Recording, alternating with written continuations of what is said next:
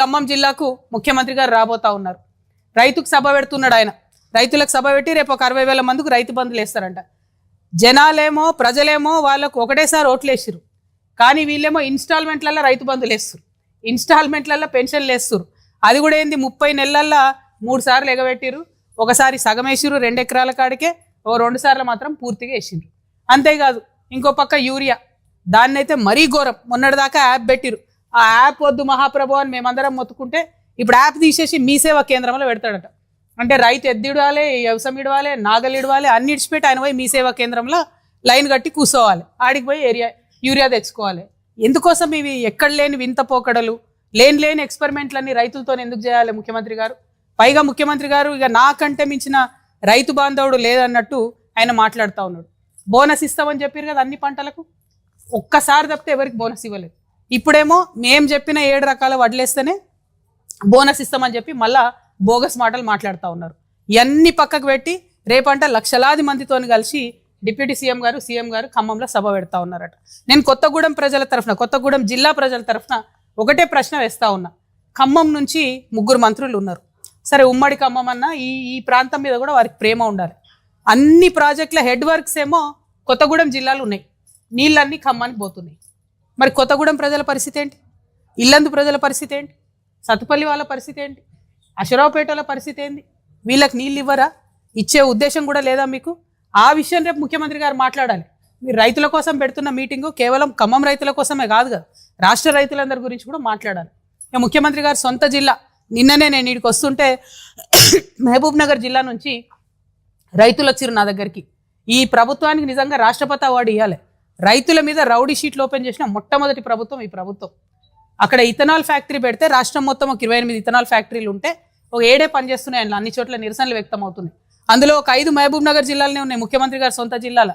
అది కూడా ఎవరిది? బీఆర్ఎస్ ఎంపీ పార్థసారథి రెడ్డి గారిది. ఆయన కూడా మీ ఖమ్మం బిడ్డనే. పార్థసారథి రెడ్డి గారిది ఫ్యాక్టరీ ఉంది అక్కడ. ఒక 500 ఎకరాల సామ్రాజ్యం అది. అక్కడ ఎవరి లోపలికి ఒక మనిషిని రానియరు. అక్కడ 10,000 మంది ఆడబిడ్డలు కూర్చొని, రైతు భార్యలు కూర్చొని ధర్నా చేసి దీక్ష చేస్తే కూడా ఆ ఫ్యాక్టరీని మూసేస్తలేరు. పైగా 90 మంది మీద కేసులు పెట్టిండ్రు. అందులో 9 మంది రౌడీ షీటర్లు పెట్టిండ్రు రైతుల మీద. ఒక జూనియర్ లెక్చరర్ ఉన్నాడండి, గవర్నమెంట్ జూనియర్ లెక్చరర్. ఆయనను 3 రోజులు 3rd డిగ్రీ వేసి ఆయనను సర్వీస్లోకి వెళ్ళి తీసేసి ఇప్పుడు ఆయన మీద రౌడీ షీటర్ పెట్టిరు. అది ఏం ప్రభుత్వము, ఎవరి కోసం పనిచేస్తుంది అర్థం కానటువంటి పరిస్థితి. మీరు రేపు రైతు సభ పెడుతున్నారు కాబట్టి ముఖ్యమంత్రి గారిని డిమాండ్ చేస్తున్నా, మీరు రైతు సభలో మాట్లాడే లోపల మీ సొంత జిల్లా మహబూబ్ నగర్ జిల్లాలో మీరు ఏదైతే రౌడీ షీట్లు పెట్టిరో రైతుల మీద అది తొలగించండి. 90 మంది మీద ఏదైతే కేసులు పెట్టినరో అది తొలగించండి. మీ మహబూబ్ నగర్ జిల్లాను పాయిజన్ చేస్తున్న ఆ ఇథనాల్ ఫ్యాక్టరీని మీరు మూసేయండి. ఇక్కడ బిడ్డనే బండి పార్థసారథి రెడ్డి గారు కాబట్టి వారిని నేను రిక్వెస్ట్ చేస్తా ఉన్నా. ఇంకా జోక్ ఆఫ్ ద సెంచరీ ఏంటంటే మీ పార్థసారథి రెడ్డి గారిది, ఆయన్నే కంపెనీ పెడతాడు, ఎట్రో కంపెనీ. ఆయన్నే మందులు తయారు చేస్తాడు, ఆయన్నే మొత్తం మన భూమిలో విషం పోస్తాడు, ఎథనాల్తోని భూమిలో విషం పోస్తాడు. మళ్ళీ ఆయన్నే క్యాన్సర్ హాస్పిటల్ పెడతాడు. ఆ క్యాన్సర్ హాస్పిటల్కి మళ్ళీ మన ప్రభుత్వం భూమి ఇస్తుంది. ఆనాడు బీఆర్ఎస్ భూమి ఇచ్చింది, ఇప్పుడు కాంగ్రెస్ ఇంకొంచెం దానికి వెసులుబాటు చేసి మళ్ళీ భూమి ఇచ్చింది. అంటే రోగం వాళ్ళే ఇస్తారు, క్యాన్సర్ హాస్పిటల్కి కూడా మనమే పోయి ట్రీట్మెంట్ చేసుకోవాలి. ఎందుకు ఈ మాట చెప్తా ఉన్నా అంటే, ఒక బాధ్యత గల ప్రజాప్రతినిధులుగా ఉన్నటువంటి ఎంపీ గారైనా, బాధ్యత గల స్థానంలో ఉన్నటువంటి ముఖ్యమంత్రి గారైనా రైతు రైతు రైతు అని మాటలు చెప్పడం కాదు, నిజంగా రైతుకి ఏది మంచిదో అది చేయండి దయచేసి. రైతులు మొత్తుకుంటుంటే కూడా పచ్చటి పొలాలలో ఇథనాల్ ఫ్యాక్టరీలు పెట్టడం కరెక్ట్ కాదు. మేము పోయి గద్వాల్లో ఉద్యమం చేసినాం, చేస్తే పెద్ద దన్వాడ దగ్గర ఫ్యాక్టరీ అక్కడ నుంచి తరలించే పరిస్థితి తీసుకొని వచ్చినాం, పోయి అక్కడే కూర్చున్నాం బంద్ చేసేంత వరకు. మరి ఇక్కడేమో ఉద్యమాలు చేస్తే రౌడీ షీట్లు పెట్టి వాళ్ళని ఇబ్బంది పెడుతున్నారు. ఆ రైతులందరి పట్ల చిత్తనూరు ఇథనాల్ ఫ్యాక్టరీ అంటారు దాన్ని, ఆ రైతులందరి పక్షాన కూడా తెలంగాణ రక్షణ సమితి అండగా నిలబడి ఉంటుందని చెప్పి మీకు తెలియజేస్తా ఉన్నా. ఇంకొక మాట, ముఖ్యమంత్రి గారు ఇక రైతులు యూరియా వస్తలేరు అన్నది మర్చిపోవాలి, బోనస్ ఇస్తలేరు అన్నది మర్చిపోవాలి, అప్పుడో ఇప్పుడో రైతు బంద్ వేస్తున్నారన్న విషయం మర్చిపోవాలి. కాబట్టి కాళేశ్వరం ఇష్యూ తీసుకొచ్చి ముంగట పెట్టి దాన్ని డైవర్ట్ చేసే ప్రయత్నం చేసిరు.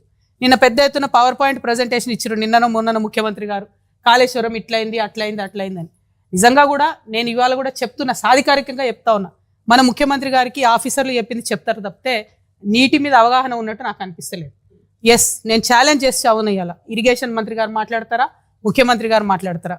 కన్నెపల్లి పంప్ హౌస్ ద్వారా మేడిగడ్డ బ్యారేజ్తో సంబంధం లేకుండా కరెక్ట్ ఒక 1/2 కిలోమీటర్ చిన్న రాక్ గోడ కడితే, రాళ్ళ గోడ కడితే డైరెక్ట్గా నీళ్లు అన్నారం పోతాయి, సుందిలా పోతాయి. అక్కడ నుంచి ఎల్లంపల్లికి పోతాయి, అక్కడ నుంచి మిడ్మానేర్కి పోతాయి, మిడ్మానేర్ నుంచి ఎస్ఆర్ఎస్పికి పోయేటి ఎస్ఆర్ఎస్పికి పోతాయి, పునరుజ్జీవన పథకానికి పోయేటి అవి అటు పోతాయి, మా నిజాం సాగరు, మా మల్లన్న సాగరు, కొండపోచమ్మ సాగరు వాటన్నిటికి వచ్చేటి అవి వస్తాయి. నల్గొండ దాకా కాకతీయ కెనాల్ల నీళ్లతోని టోటల్ ఒక 30 lakh వాటికి కూడా వాటర్ పంపించేటటువంటి అవకాశం ఉంటుంది. కానీ కేవలం అవగాహన రాహిత్యంతో, అహంకారంతో, అవినీతి మరకలు పాత గవర్నమెంట్ మీద వేయాలన్నటువంటి దుగ్ధతోని ఇంతమంది రైతులు ఇన్ని లక్షల ఎకరాలను ఎండబెడతా ఉన్నారు ముఖ్యమంత్రి గారు. ఇది కరెక్ట్ కాదు. నిన్న మీరు ఒక పార్టీ మీద మీరు విమర్శ చేయాలి కాబట్టి అది మేడిగడ్డ కడితే ఇట్లయితుంది అట్లయితుంది కూలిపోతుంది, నేను మేస్త్రిని నాకు తెలుసు ఇల్లు ఎట్లా కట్టాను అని చెప్పారు. సంతోషం, మీరు మేస్త్రే. నేనేమంటున్నా మేస్త్రి గారు, ఒక 1/2 కిలోమీటర్ మీరు రాళ్ళ కూడా కడితే అసలు మేడిగడ్డ బ్యారేజ్ని పక్కకు తీసి కంప్లీట్గా అన్నారం సుందిల్లని తీసుకోవచ్చు. ఏ ఎక్స్పర్ట్ వచ్చినా, ఏ ఇంజనీర్ గారిని అడిగినా ఈ విషయం చెప్తారు.